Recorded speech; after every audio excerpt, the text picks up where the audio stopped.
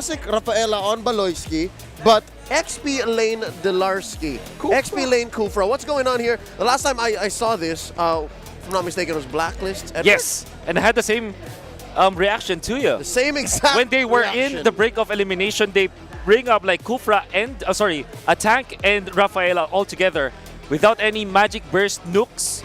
This looks to be really bad. What they are trying to do is to make sure that they are giving it all in the early stages. Come the late game, they will not have the teeth anymore.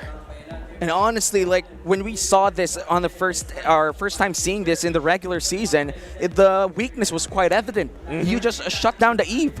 You do whatever it takes to shut down the Eve in the early game, and they're gonna have 0 damage by late game. Oh no. Let's go into the Land of Dawn and see how ONIC Philippines recollects themselves and tries to win with this admittedly perplexing lineup.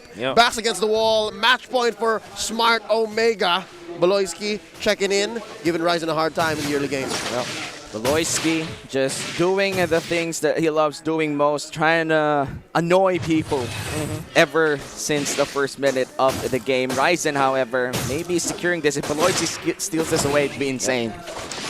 Forces the retribution, but Ryzen, because of the fact that he was faster on the trigger, will be able to secure the Lethal Wonder anyway, so a little bit of advantage in there for Omega. So let's talk about this Dyrot versus Kufra for a little bit.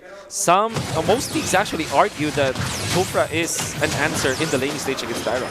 Yeah, but Hatred very low HP here at to max. He's gonna go down for the first blood, but Chak Mamba pulls him back in the turret and no damage dealt, however. First blood goes to ONIC Philippines. Capanetamax spent his Purify there. I mean, this early on really won't make much of a difference. Wait, Retribution on Baloyski already slowed down. He wants him, but Ryzen with a great crossover. Baloyski, it's not enough. He might just fall down one more attack, but Ryzen, he's able to...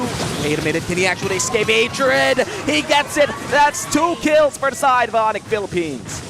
The level 4 on Ryzen wasn't there yet, his ult.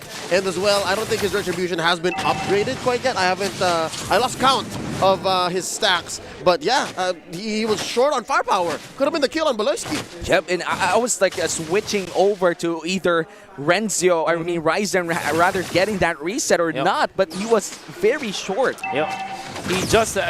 Baloyski just had a chance to use the Cyclone in a different way. It looked like he was going to the right, but then he turns to the east, which really surprised him. Oh no, that's bad. That is bad. The solo kill on the side of the gold lane where Kelra is the victor. Kyrie, Renzo in trouble. Visum Strike lands in 2, but it's not going to be enough to keep him alive. That is the first kill on the hands of Omega and Ryzen. He's going to run away from Baloyski, but look at the slow coming in from the Void Crystal. Delarski looking for a target here. Revenge is still available. Chaknu hits level 4. Can he actually get a nice steal coming in from the Karina, but Enomax just pays his life for it. That is a kill going to the hands of ONIC Philippines, but the turtle gets stolen away by Ryzen. Like a thief in the night, Ryzen is so on point, on the mark as Wolf put it. Kyrie very low. Can he get away? Renzio does not have his Abysm Strike online. Gets away with it. Rolls out just like the box show we know. 4-1 is our kill score. Just a very small lead from the side of ONIC Philippines. Ryzen trying to steal away this orange, but 3 people are on the side of ONIC Philippines to protect that orange. But the Chak Mamba surprise pulls him back to the entire team. Renzo will keep Delarski away from his own minion wave, and ONIC Philippines suddenly loses that lead. Here we're seeing exactly why the Kufra might be an answer to the Dairoth in the laning stage. Because look, it's actually deadlock. Yep. Delarski's doing fine. Delarski's doing fine for sure because he's a Kufra, and you can't expect him to like win the lane massively whatsoever. But at the same time, if you know how to use the Kufra in the XP lane by activating him early on, you're gonna be good as a team. But the fact still remains, Omega getting that turtle erases all of ONIC's efforts in the early stages. To add to that, Kelra actually won that matchup versus Smart. Another hook, this time on Kyrie, suppressing him, and the Wesker damage is just too insane. A 2-man advance now coming in from Beloyski. It's not getting enough to keep him alive. Chaknu will be escaping with his life. Ryzen is a 2v1 scenario, but Hatred, he falls down. Marky looks to be next. He doesn't have his ultimate just yet. The reset is there, and the damage is just too short. Omega with quick kills for the side of the Barangay. Amazing turret aggro juggling and synchronized assaults. Kyrie ever so eager to jump back in. Delarski jumps in with a Tyrant's Revenge, but Renzio is fine. Doesn't want to pick this fight against 2, 3 seconds away from the turtle.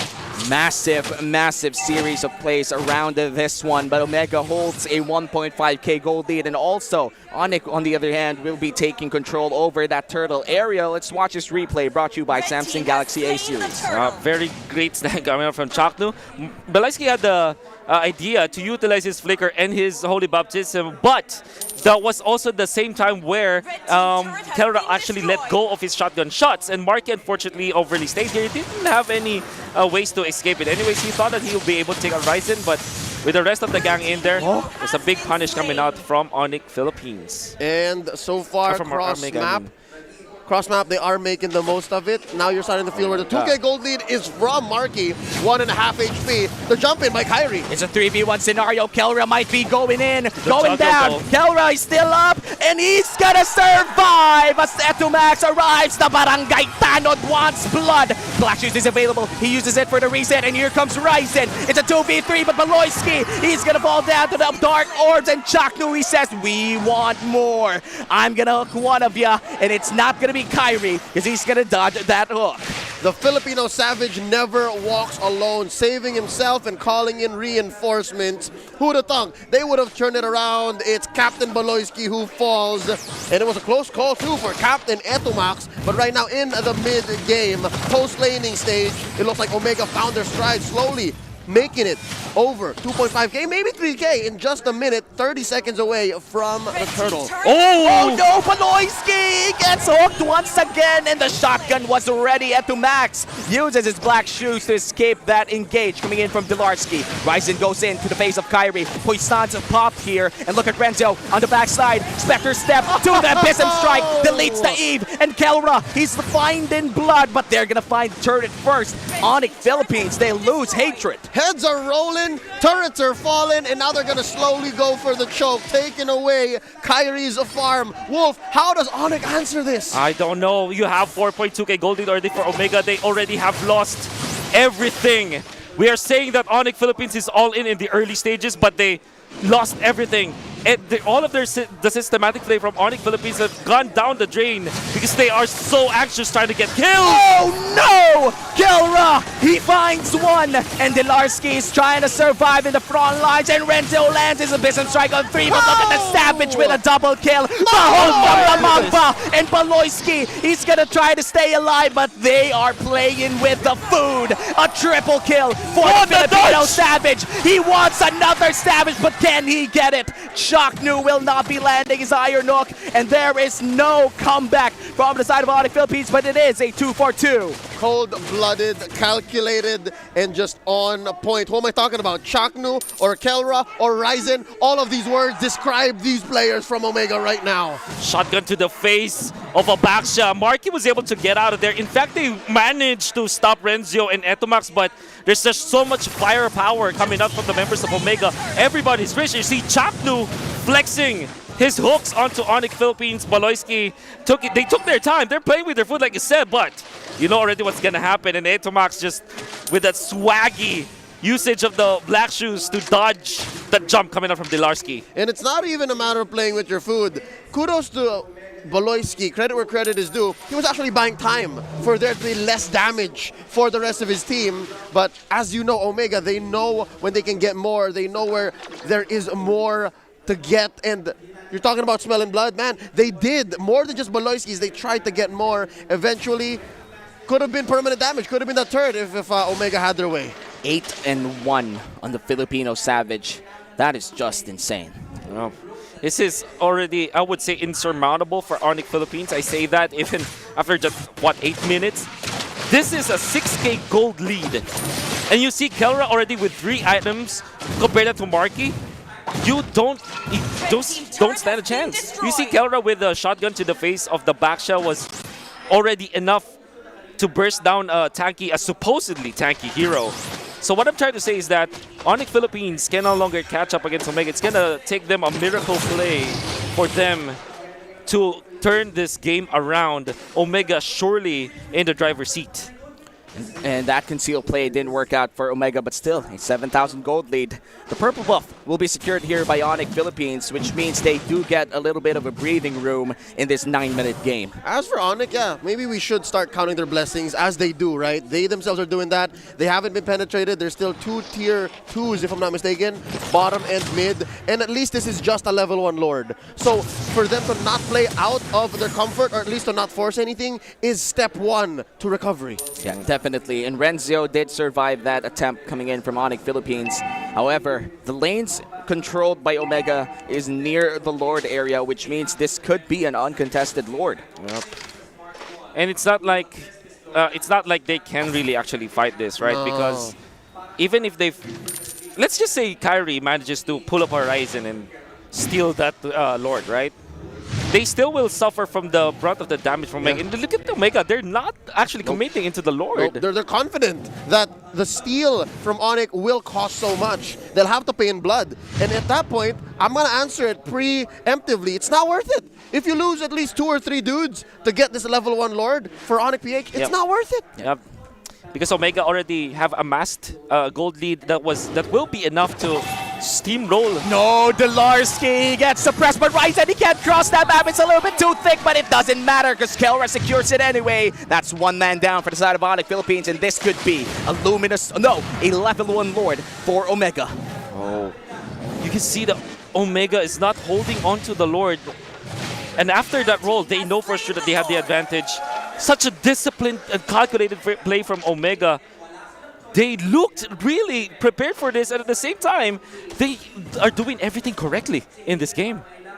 They have every inch covered in that Lord operation. Again, that's why they were so comfortable with just not starting it. They were allowing ONIC to make the plays, and even with that, given that situation, look at mid lane tier 2. Mid lane tier 2 could have fallen down. They know that there had to be some defense there, and now bottom lane, same situation. ONIC cannot do exactly what they want to do because they'd have to pay the price. They'd have to either send men, be down, or make a misplay or misposition the way that they did here, notwithstanding that hook from Chaknu, which already happened. Yes. So there were so many fail-safes for Omega to even get nervous and start playing out of their pace. They literally had all the time. Yeah. And speaking of time, when is ONIC time? I don't know. In this game, it's very hard to think about that. Maybe for sure you can say that you can honestly say that look for a Kufra ultimate that will land them good layering with the Eve ultimate and then the torn apart memory. You can theorize that, but will that happen? That's the real question. Maybe the only saving grace here is that only E2 Max has got the Purify, so a potential for that kind of play might be good, but ONIC time is so difficult to think about right now. I'm not saying that they don't have a chance anymore. I'm just saying that it's going to be incredibly difficult. They're going to be they need to pull off something out of their box of miracles if that exists. It's going to be extremely hard for the side of ONIC Philippines here. It has been a very rough season for ONIC Philippines, and in fact, it has been a rough run for the most part. First runner-up after first runner-up, and now not even close to the championship. This must be a big struggle for ONIC Philippines, and as we wait for the technical pause to end, things are looking great for all the Omega fans in the venue right now. It's crazy to think that in a game that they can afford to lose, they aren't even looking weak at all. Nope. They have gotten everything that they needed in the early stages of the game, and it's not like they are letting go of it. They even have found a big opening, taking out one hero from ONIC Philippines. And they didn't even need to take out that hero. They didn't even need to kill exactly. Delarski to secure that Lord. But it was there, they took it, and it barrels them even further towards an inevitable victory. Again, even before this Luminous Lord, even before this kill on Delarski, they were, let's say, a foot ahead, right? A step ahead. Now they're about 2 steps ahead. Yep. It's hard to see how ONIC PH may come back. And again, it might take a miracle and a half, but let's not forget, this is not unfamiliar territory for ONIC. If you remember, in this very same building, they turned around on Sunsparks. Actually, you know what? It was the other way around. Oh my God, it's the opposite. Yeah. A 10,000 gold lead here for Omega means they could potentially close this out. But we're going to head on to another technical pause. The Lord on the top side, a good wave in the mid lane and down bottom lane. Means it's going to be a tough time, or perhaps even a series-ending defense for ONIC Philippines. How do you theorize a defense for ONIC Philippines? Well, I think they still have. I saw some holy defenses pop, so at least there's that. It might be like a Lord push that will not literally end the game, but at the same time it will put them in a disadvantage. Now, afterwards, they have to use their Baxia as well as their Kufra to make the play. Maybe get a pick of one or two. Surely target Kelra, right? You want to take out Kelra with your big ultimates. That's the first step, I mean, for them if they want to mount this comeback. Yep, number one priority is to take down Kelra, shut him down. Wami, last time we saw, what was he sitting at? The Filipino Savage 8-1? 8-1. Is it 9-1 now? Was he the one who got the kill on Dilarski? It's still growing, and looking at Kelra right now, it feels like it's a different Kelra. Yeah, that's like 9-1. We know that Kelra's not shying away from being one of the heels of the league for sure. Oh yeah. Something that I think he doesn't even take pride in. It's just him. No. And when you look at him right now, he's very affectionate towards his own teammates and the opposite towards his enemies. Cold-blooded savage. And he has been performing and showing up in this series. And that's what makes Kelra such an interesting character. Yes, he is a young man. Yes, he is mischievous. Yes, he is outspoken. But his talent is undeniable. Nobody in the league can play the way Kelra does. And if you ask the people that are playing in the league, they always put a respect to Kelra. They know that when Kelra is there, the talent also follows. Yep. While it is true that some people will not find his antics cool or will not agree with what he thinks and how he thinks, there is still that factor of him having the innate talent as well as the skills. Yep, and not just that, kid works hard. Yep, Yeah, that's kid true. works Also hard. true. That is also true. So it's undeniable that his work ethic is there, but again, you know, out of the game, that's something else. Yeah, that's something else. That's what makes him the Filipino savage. He's a straight out savage. And right now we are looking at the crowd, people literally supporting whoever is in front of them. Even one of our beloved floor directors, John Maga. Yeah, he's got fans. Yeah, and Omega right now feels like they're comfortable, they're happy with what's happening. And honestly, like, contrary to popular belief that Kelra is the first one to celebrate, he's not even smiling in this scenario. Job's not finished. Nope. They have a mission, man. And the mission is to close out this series. And ONIC Philippines, on the other hand, man, I feel for them because we've seen them literally at the top. Literally in the brink of being a champion. And now, I can't help but to say it again and again because it's the reality that ONIC Philippines has to live with. Oh, big shout out to Pika, though. Oh, One of our mates out there. he is literally, I believe, responsible for part of the success of this team right now, Omega. And again, I think it comes down to the adage of you look good, you feel good, and you play well. You play well, you feel your confidence rising. We are entering the game once again. And as Wolf mentioned, those holy shields have been popped. And top lane's gonna go. Just a matter of time before mid goes as well.